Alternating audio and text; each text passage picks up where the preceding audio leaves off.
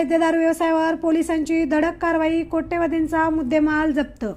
हिंगोली शहरात अवैध दारू व्यवसायाविरोधात पोलिसांनी धडक कारवाई करत 2 वेगवेगळ्या ठिकाणी मोठ्या प्रमाणावर मुद्देमाल जप्त केला आहे।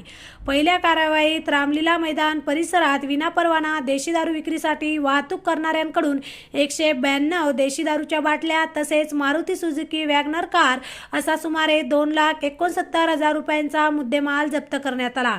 दुसऱ्या कारवाईत शहरातील एका हॉटेलमध्ये विनापरवाना देशी व विदेशी दारूची विक्री सुरू असल्याचे आढळून आले।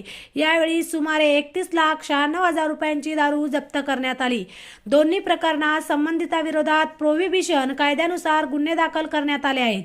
ही कारवाई पोलीस निरीक्षक मोहन भोसले यांच्या मार्गदर्शनाखाली विशेष पथकाने केली असून अवैध दारू व्यवसायावर पुढे कठोर कारवाई सुरू राहणार असल्याचे पोलिसांनी स्पष्ट केले आहे। TV 24 मराठीसाठी राजू मगर, मुख्य संपादक, हिंगोली।